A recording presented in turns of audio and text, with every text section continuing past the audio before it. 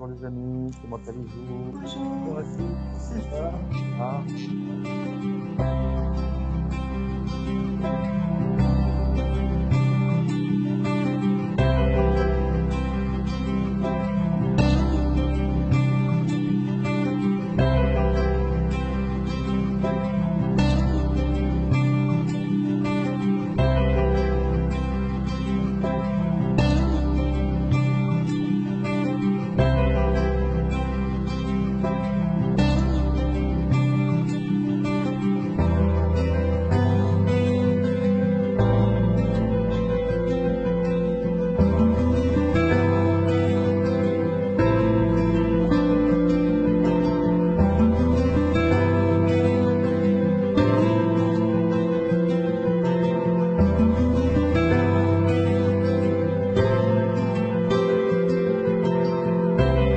le sentiment attend quelque chose.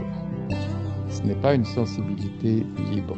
Quand on attend quelque chose, on n'est pas libre. On n'est pas libre de notre attente. Vous voyez la différence? Lorsque vous attendez quelque chose, il y a une projection qui n'est pas, comment on pourrait dire, qui n'est pas évidente dans le champ de la conscience. On attend une discussion, bien la discussion ne vient pas.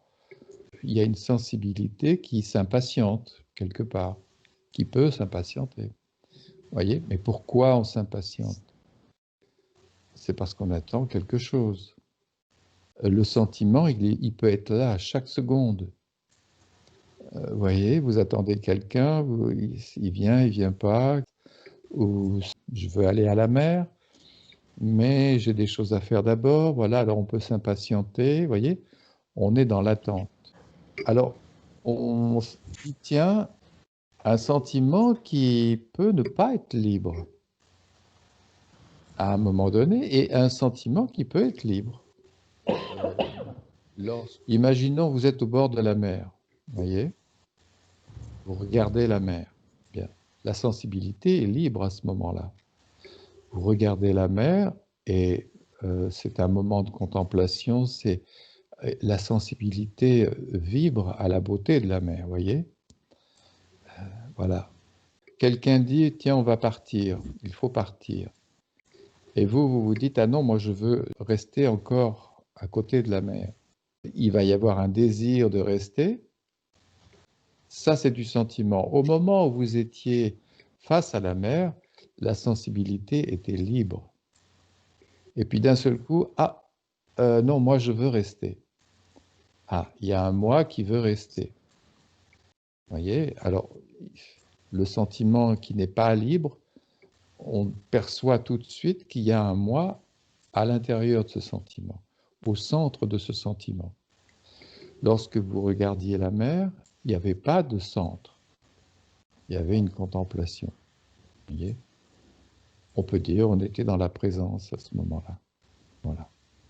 Et puis d'un seul coup, il faut partir. Ah oui, mais moi, ah, et maintenant, il y a un moi. Ça y est, maintenant, on est dans une polarité. Moi qui veux rester à côté de la mer.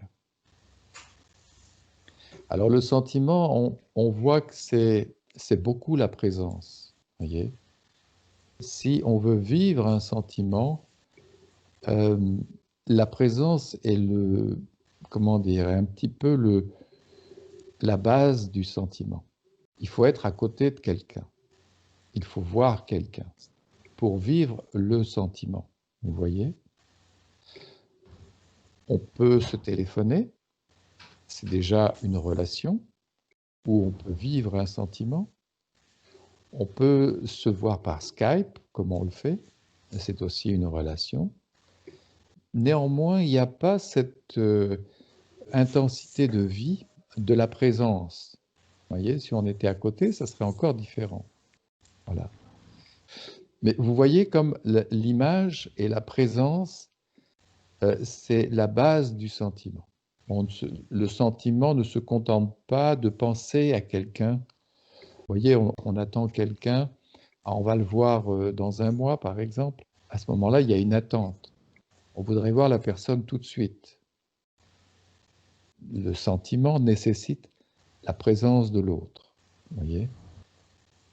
lorsqu'on est à côté, c'est vécu dans une énergie et une vie qui est encore bien plus présente que lorsqu'on est au téléphone ou lorsqu'on se parle par Skype.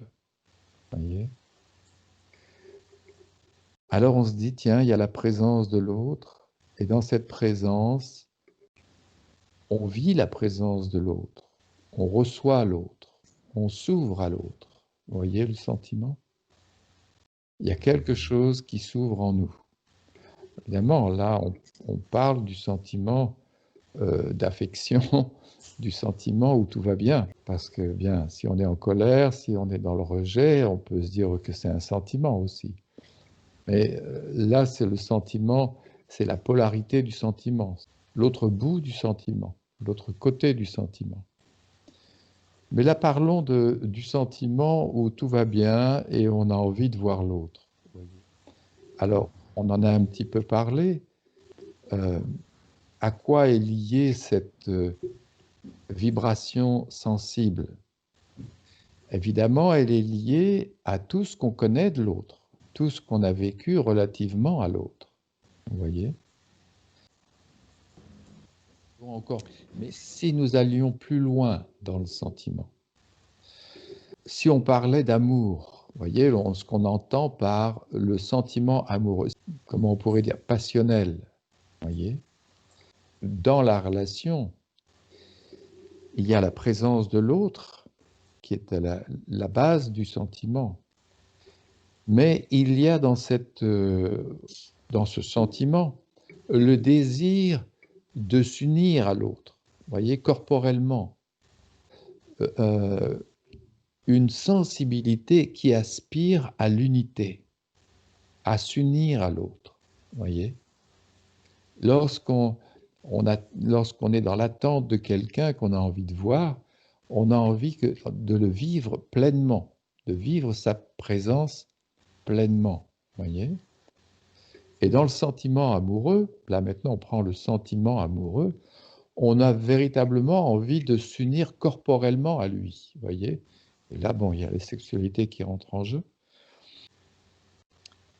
Le fond du sentiment, c'est s'unir à l'autre, voyez, s'unir à la personne ou, je ne sais pas, ça peut être la mer, ça peut être la montagne, ça peut être quelque chose, vous voyez, qui est propre à la nature. Il y a un besoin de s'unir. Et c'est dans cette union qu'on vit le bonheur de vivre un sentiment pleinement. Vous voyez, s'unir à l'autre, s'unir dans la contemplation de la mer, vous voyez. Même on a envie de se dire, dans le sentiment amoureux, on a envie presque de se perdre en l'autre, vous voyez, où on n'existe plus et c'est comme si on se fondait en l'autre. C'est important ça, parce que on va découvrir, on parle beaucoup de la présence avec Jean-Marc, que dans cette présence, c'est ce qui se passe. Sans avoir besoin de quelqu'un. Vous voyez, on n'a pas besoin de la présence de quelqu'un. Mais si on observe ce qui se passe en nous lorsque la présence est totalement vécue, c'est un abandon total à la présence.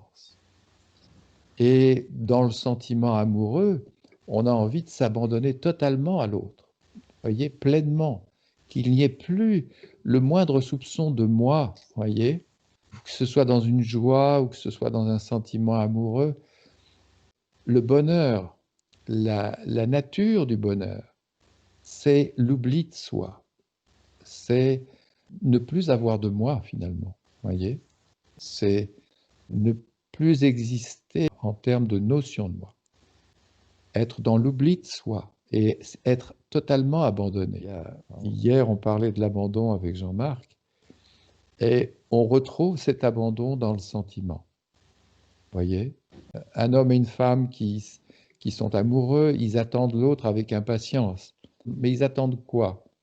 Ils attendent le moment où ils vont pouvoir s'abandonner, vous voyez, totalement, lorsque l'autre sera là je pourrais totalement m'abandonner à l'autre, vous voyez? C'est le fond du sentiment. C'est pas juste un état émotionnel, une sensibilité, mais il y a quelque chose au fond de nous qui aspire à l'unité. Et on retrouve cette aspiration dans le sentiment. On a tous vécu des passions amoureuses, voyez, et dans cette passion amoureuse, il y a quelque chose avec une intensité, une puissance incroyable, où on est dans une puissance en contemplation vis-à-vis de l'autre. On est subjugué même par l'autre, vous voyez? En contrôle, oui. Ouais, allez-y, allez-y, C'est je un vous peu en comme prie. on est dans le mouvement d'attraction, là, comme les aimants, quoi. Il y a une attraction électromagnétique, pratiquement. On est dans le mouvement d'attraction et de répulsion. Bon, là, on parle de l'attraction, mais l'autre pôle, c'est la répulsion. En fait, on est dans ce mouvement-là, quoi, d'attraction jusqu'à l'union, jusqu'au contact, en fait. On veut le contact avec l'autre, avec le corps de l'autre, parce que là, on parle du sentiment amoureux. Donc, il y a cette attraction qui veut aller jusqu'à l'union, jusqu'au contact physique. Et son opposé, son autre pôle, c'est la répulsion, en fait. Oui, mais il faudrait voir le fond, ce qu'il y a au fond de cette attraction, vous voyez?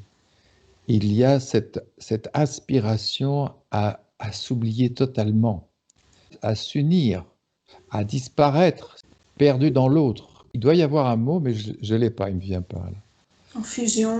En fusion, voilà, exactement, c'est le mot que je cherchais. En fusion avec l'autre, fusionner complètement avec l'autre. Lorsqu'on est totalement dans cette fusion, c'est le bonheur. Il n'y a rien qui vient en conflit. Il n'y a pas un moi qui vient ceci, qui vient cela. On est totalement en fusion avec l'autre. Voyez? Eh bien, c'est ce qui se passe dans la présence. On est totalement en fusion avec l'énergie universelle, la présence universelle, et il n'y a plus rien qui vient au milieu, si vous voulez. Voyez? Cet état arrive, c'est parce qu'il y a une même vibration. Oui, il y a une totale acceptation de l'autre. On est totalement plein de l'autre. Et dans cette totale plénitude de l'autre, eh bien, c'est le bonheur. Et c'est dans ce totalement plein que l'on vit dans la présence, que la présence est vécue.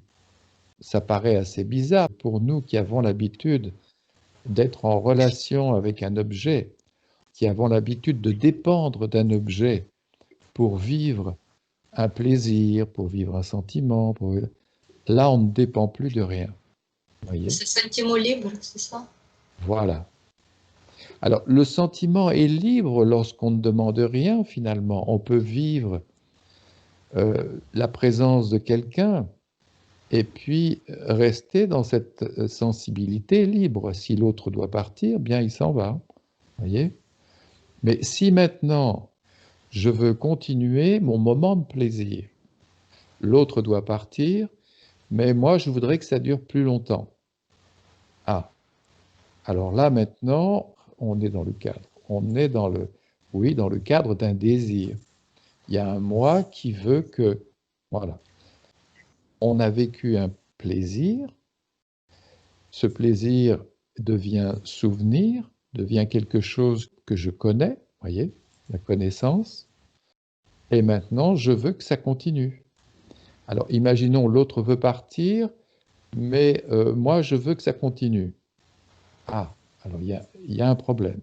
Là, maintenant, on n'est plus du tout dans cette totale plénitude de l'autre. On va rentrer dans un conflit, dans des débats avec l'autre. Voilà. Ça, c'est un petit peu notre vie relationnelle. On passe d'un sentiment où on est libre, finalement, à un désir. Lorsqu'on est dans le désir, on est dans une polarité.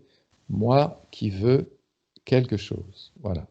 Là, on n'est plus libre à ce moment-là. Vous voyez cette différence entre une sensibilité libre et un moi qui veut quelque chose. Tu voulais dire quelque chose, Jean-Marc? Oui, ce que tu viens de me dire, ça m'a fait penser à la présence parce que, en fait, la présence, elle ne demande rien. Elle ne demande rien, et c'est notre âme qui s'abandonne, c'est notre sensibilité qui s'abandonne totalement au rayonnement de la présence, qui elle ne demande rien et qui nous aime tels que nous sommes. En fait, c'est vraiment, il n'y a aucune demande de la part de cette dimension, de son rayonnement. D'ailleurs, il n'y a pas de mots, il n'y a que le silence. Il y a le silence, qui est un des aspects de la présence. Et c'est donc un amour inconditionnel, alors que l'amour humain, avec une notion de moi, c'est un amour qui repose sur des conditions. Une fois que que le premier élan, qui lui est libre, avec cette sorte de fascination pour l'autre, avec en arrière-plan cette envie, cette attraction pour l'union, jusqu'à l'union, une fois que ce moment magique où il n'y a pas de demande, il n'y a pas d'attente est passé, eh bien on tombe dans le moi qui va commencer à reprocher ou à demander ou à attendre de l'autre telle ou telle chose. Et ce sont deux dimensions qui n'ont rien à voir l'une avec l'autre. Même si au début, ce qu'elles ont en commun, c'est cette envie d'union. Quand la présence est là, il y a un abandon total de la sensibilité qui veut vivre ce rayonnement. Et dans la relation humaine, au début, il y a, comme tu dis, le sentiment libre, avec aussi cet abandon total à l'autre. Mais l'amour de la présence est vécu comme étant inconditionnel parce qu'elle ne demande rien, elle n'exige rien, elle se donne totalement et notre sensibilité se donne aussi totalement, alors que dans le sentiment humain, à un moment donné, il y a des attentes, des reproches ou des exigences, enfin voilà. Il y a un moi au milieu, quoi. C'est un peu ça que tu veux dire. Oui. C'est difficile, oui, Jean-Marc. C'est comment le sentiment libre, comment il peut rester dans les cadres. Oui, Parce que nous sommes liberté, oui, ça c'est pas facile. cadrés. Il y a les cadres dans la famille, dans le travail. Et tu te sens vraiment comme tu dans quelques cadres. C'est inévitable. Parce qu'il y a une notion de moi, il y a ce centre qui... Évidemment, il y a une appréciation qui va se faire. Il y a une perception, une appréciation de ce que fait l'autre, de ce qu'elle veut, de comment elle est. Donc, finalement, on veut l'autre tel que on l'a représenté dans notre esprit. Il y a une image qui s'est formée en nous de l'autre, de la partenaire ou du partenaire, et tant que l'autre correspond à cette image physiquement, sentimentalement, psychologiquement, ça va. Mais dès le moment qu'il y a quelque chose qui va changer et qui ne correspond plus à l'image, en fait, on est amoureux de l'image et pas vraiment en relation avec l'autre. Et on est amoureux d'une image, peut-être même encore plus qu'on est imaginé. On a vu et c'est pas imaginer tout ce qu'on voulait voir. Oui, on ne s'est pas compte qu'on est amoureux d'une image. Ne correspond plus à cette image, on va commencer à lui reprocher, t'es comme ci, t'es comme ça. Quoi. Et on ne voit pas qu'on est amoureux d'une image, en fait. Les moments où la sensibilité est libre, on ne demande rien à l'autre et il y a la présence de l'autre et on se sent bien à côté de l'autre. C'est tout simple en fait, hein, c'est très très simple. Là où les choses vont commencer à virer, c'est lorsque ces moments vont diminuer, vous voyez, et lorsque les moments de demande vont augmenter. Et plus les demandes vont augmenter, Et plus les moments d'amour simple, spontané, libre, je dirais, de sensibilité libre, d'amour libre, vont disparaître, tout simplement parce que c'est les demandes qui vont prendre le dessus. Vous voyez? Alors, attendez, je vais noter quelques petites choses. Vous voyez, il y a quelque chose au fond du sentiment qui est divin. C'est cette aspiration à s'oublier totalement dans la présence de l'autre et à fusionner avec lui. Lorsque la fusion est totale, eh bien, on est dans l'unité. Alors, ça peut arriver avec une personne, mais quand on est dans la présence, c'est ça qui se passe. C'est qu'on est totalement abandonné à une vibration, à une énergie, à une présence incroyable. Et elle ne demande rien et on ne demande rien. Et il ne faut surtout pas demander quelque chose même. Voyez? Ça ne vient pas de demander quoi que ce soit. C'est quelque chose qui n'existe pas quand on est dans la présence. Ça n'existe pas parce qu'on n'est pas connecté, on n'est pas du tout connecté au mental mémoriel, sonore. C'est quelque chose qui n'existe pas. Ça ne vient pas, quoi. Non, ça ne vient pas. Mais ne croyez pas, ce qui vient, ce sont des mots amoureux.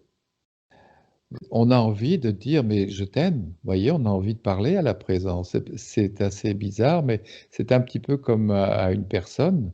On a envie de lui dire, mais tu es mon amour, c'est toi qui me remplis totalement. Vous voyez, je m'ouvre complètement à toi, je m'abandonne à toi. S'il y a des mots qu'on peut dire à la présence, c'est ça. Alors c'est rigolo parce que ce sont des mots qu'on peut très bien dire à une personne. Voilà, je t'aime ici et là. Que voulez-vous? On va aimer la présence. Voilà, on a aimé des gens, on a aimé je ne sais pas, une passion ou quelque chose comme ça. Mais quand on va découvrir la présence, cette incroyable liberté, cette dimension qui n'a pas de limite, et lorsqu'on va ressentir sa vibration, on pourra même lui parler, lui dire je t'aime, voyez, c'est toi qui me remplis pleinement. C'est très rigolo. Oui, voyez, une mère qui tient son bébé dans les bras, je regardais ça la dernière fois, elle prend son bébé dans les bras et on sent qu'elle est en totale fusion avec lui, voyez. On entend souvent des mères dire, mais c'est fusionnel avec mon enfant. Et dans cette fusion, il y a une unité totale. Il n'y a plus rien qui ne vient en opposition, qui vient au milieu, qui vient... Même un bébé, même s'il est sale ou s'il est quoi que ce soit, ben la mère, elle va au-delà de ça, vous voyez.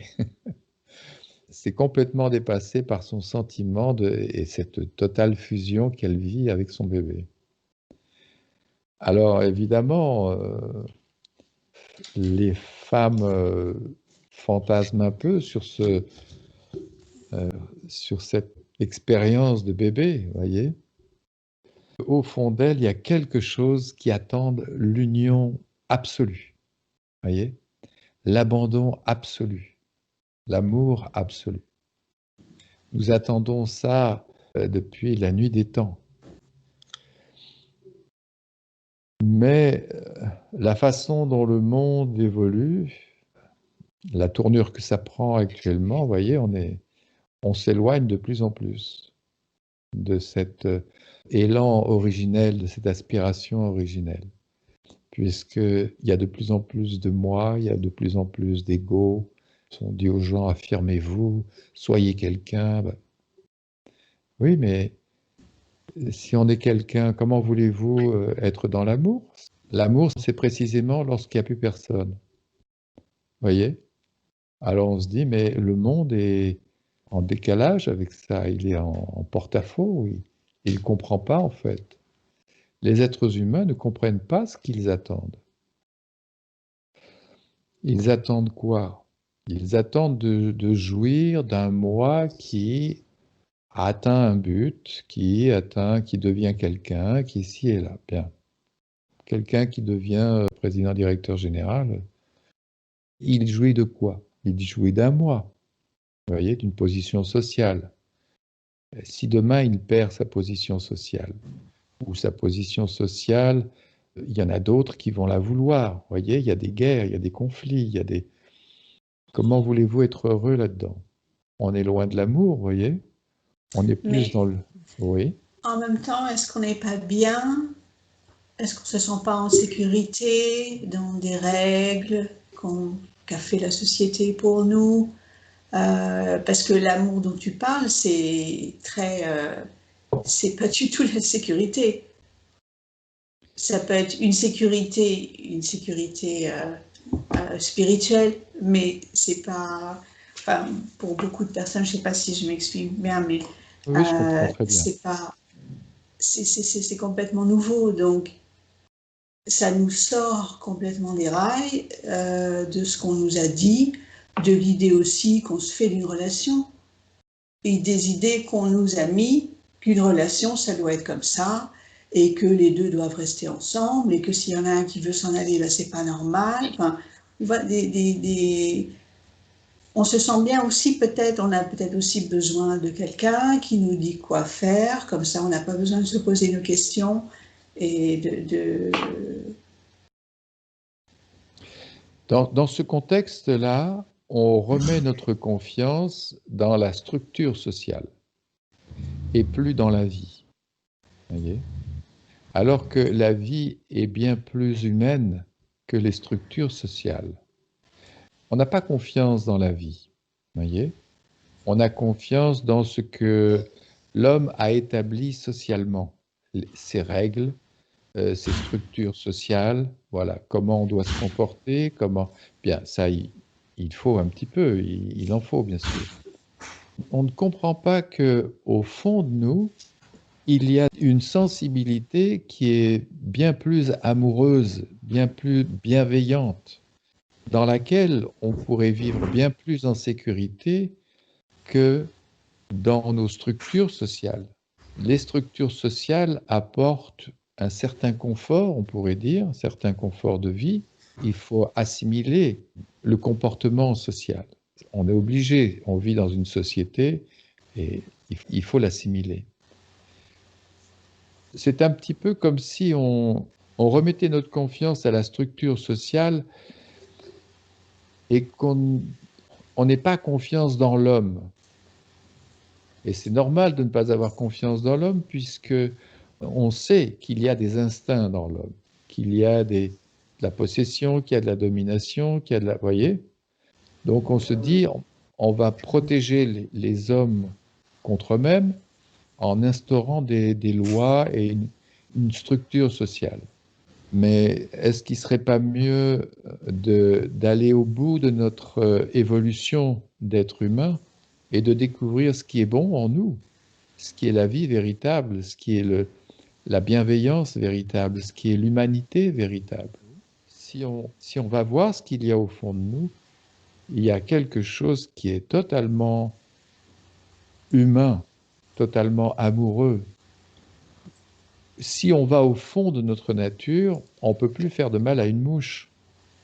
Quand on comprend ce qu'il y a au fond de nous, et que ce qu'au fond de nous, c'est chez l'autre aussi, ce que vous allez découvrir en vous, vous allez le projeter sur l'autre et vous dire, mais l'autre, c'est pareil, il est comme ça.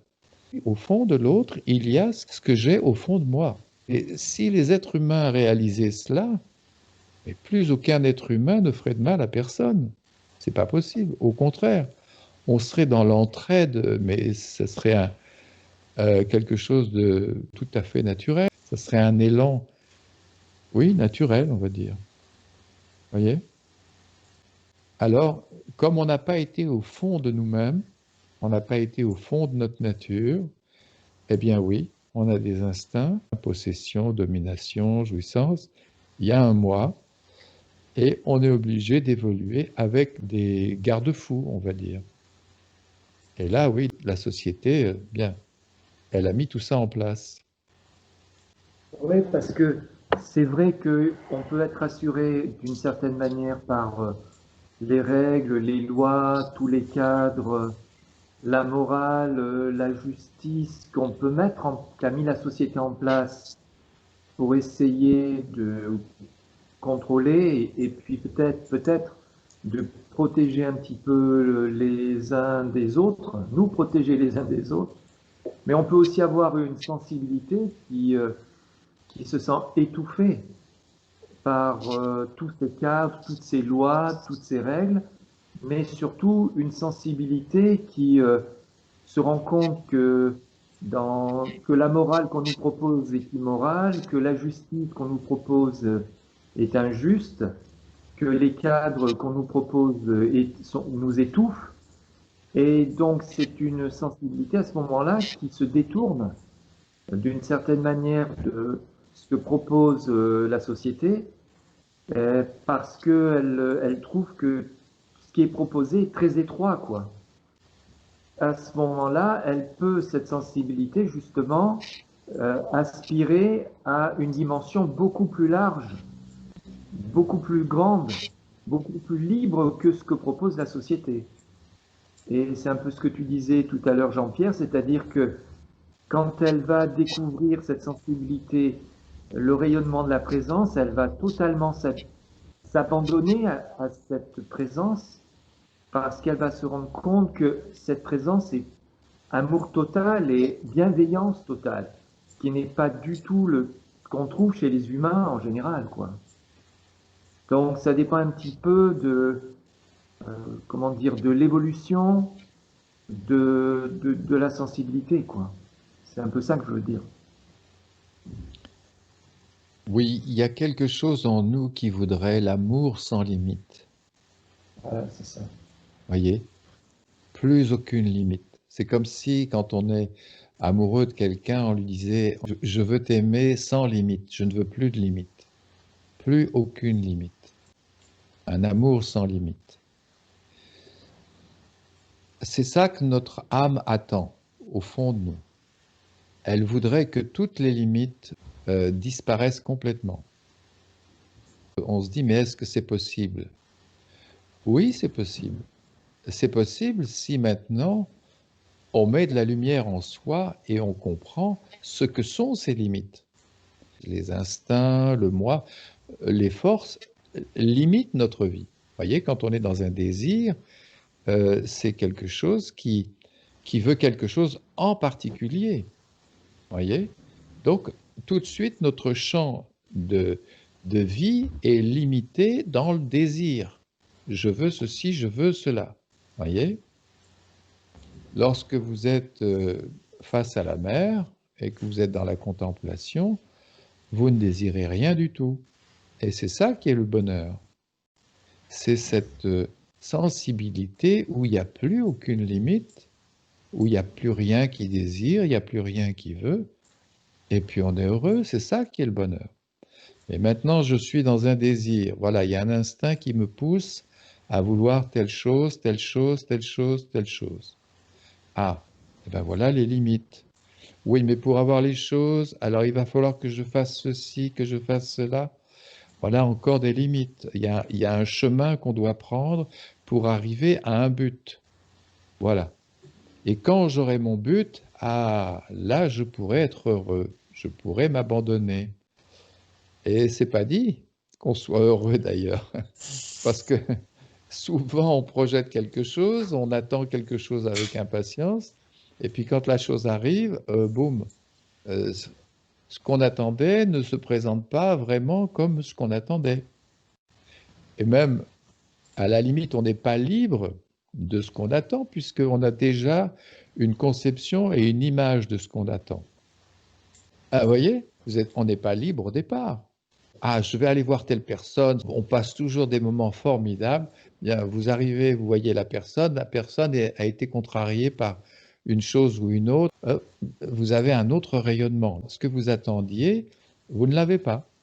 Alors, vous avez pu faire des choses très contraignantes pour arriver à cet instant. Ça ne se fait pas, comme vous l'attendiez. même ça arrive, il faut avoir, si possible, cet espace de présence intérieur de toi et être dedans. Et si tu es dedans, tu regardes autrement Exactement. de cet événement. Oui, s'il y a quelque chose qui n'attend rien de l'autre, voyez? Imaginons, tu te dis, ben, je vais aller voir telle personne, et puis tu es libre de cette attente. Bien, tu as décidé d'aller voir un ami ou une amie. Bien, ah ben, tu vas la voir. Et puis c'est tout. Maintenant, tu arrives, elle est contrariée, ou elle est ci, ou elle est là. Il y a Pascal qui rigole. Vas-y, vas-y. Oui, parce que c'est pas juste comme ça que ça se passe. Enfin, pas pour moi en tout cas, parce qu'il y a toute la fiche de la personne qui vient avec. Ah, voilà. Eh Donc, oui. même si on peut se dire, bon, je me méfie, voilà, de l'attente, des projections, il y a quand même, Un il y a quand listing. même une mémoire, voilà, une mémoire, la fiche, la photo. Le sentiment, on voit bien que dans le sentiment, il y a beaucoup d'éléments de mémoire. Là, on est dans l'univers du sentiment. C'est une sensibilité qui répond à chaque seconde et qui se transforme à chaque seconde. Je parlais un peu de magie la dernière fois, mais c'est vraiment ça. Il y a quelque chose de magique dans la sensibilité. Elle change, elle prend des formes très différentes tout le temps. On cherche quelque chose, on court après quelque chose où on est dans l'unité finalement. Dans un sentiment amoureux, on ne demande plus rien, on est comme sous le charme de l'autre. Être juste à côté de l'autre, ça suffit. Vous voyez? Et ce qui est étonnant, c'est que lorsqu'on a vécu l'expérience de la présence, eh bien, on ne demande plus rien non plus. Être simplement dans la présence, et puis c'est un état amoureux, c'est un état de bien-être. Mais, comme disait Jean-Marc tout à l'heure, chez l'être humain, c'est conditionnel. Et d'ailleurs, j'ai l'impression que le fond des relations, comme tu disais, le fond de l'homme est divin. On le voit aussi dans les sensations, dans les contacts sensoriels. Par exemple, avec la nourriture, il y a des personnes qui sont très portées sur la nourriture gastronomique, sur les plats raffinés, tu vois. Et qu'est-ce qu'ils cherchent à travers ces contacts sensoriels gustatifs? Ben là aussi, ils cherchent à disparaître. Ils cherchent l'union. Donc on voit bien qu'au fond de l'humain, comme tu disais, que ce soit à travers un sentiment, à travers des contacts sensoriels, on cherche à disparaître, on cherche la fusion, comme disait Pascal, on cherche l'union. On retrouve ce fond commun à pratiquement tous les comportements humains. Mais c'est inconscient, mais on voit bien en observant qu'on trouve ce fond commun d'union, de fusion à travers tout ce qu'on fait. Oui, c'est vraiment le fond de toute aspiration à l'amour. Mais l'homme est en train de créer un monde où l'amour devient de plus en plus impossible.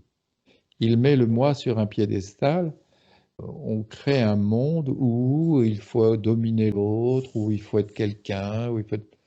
Bien oui, allez-y, faites-le. Faites votre expérience d'être quelqu'un, de moi et de ci et de là, mais si on regarde la nature de l'amour, c'est très simple.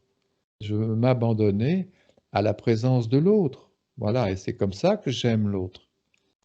C'est lorsque je suis sous le charme de l'autre. Et puis c'est tout. Et ce qu'on va découvrir, c'est que l'âme attend d'être pleinement et totalement comblée. Et souvent nous entendons, moi je pense ceci, moi je pense cela, ou bien encore, je me souviens de ceci, je me souviens de cela. Il est vrai que lorsque nous pensons ou lorsque nous nous souvenons, la sensation et le sentiment que c'est moi qui pense sont très présents. Le moi est présent en arrière-plan, mais en réalité, personne ne pense et personne ne se souvient. Penser ou se souvenir sont des facultés qui ne dépendent pas d'un moi, mais du phénomène de la lumière de conscience qui éclaire le champ mental où sont enregistrés les circuits de mémoire, les traces laissées. Oui, voyez, on met le moi derrière beaucoup de choses, et notamment derrière la pensée. On dit, c'est moi qui pense, je me souviens de telle chose, je pense à ceci, je pense à cela, j'ai vécu telle chose, telle chose. Mais en fait, ce n'est pas un moi, c'est un phénomène propre à la vie.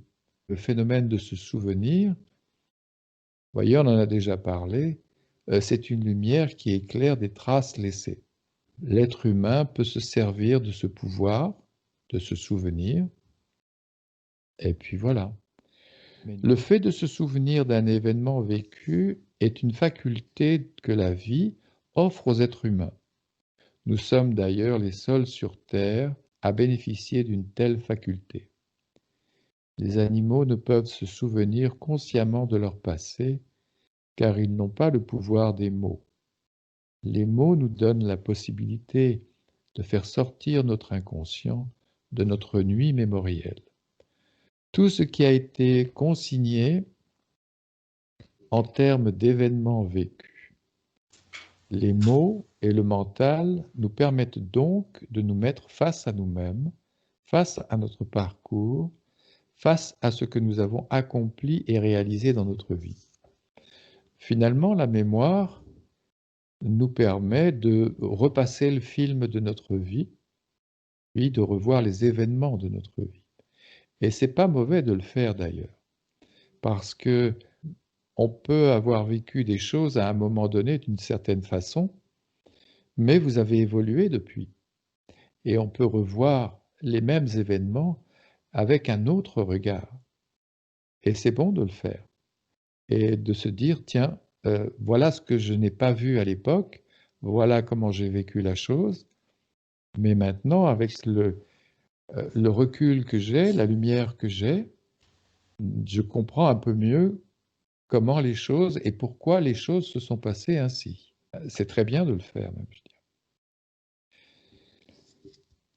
Les sentiments sont tels les nuages qui, dans le ciel, prennent la forme que leur donnent les vents, les forces des courants ascendants et descendants. Si sur un même sujet nous pensons différemment, le ressenti, le sentiment change. Oui.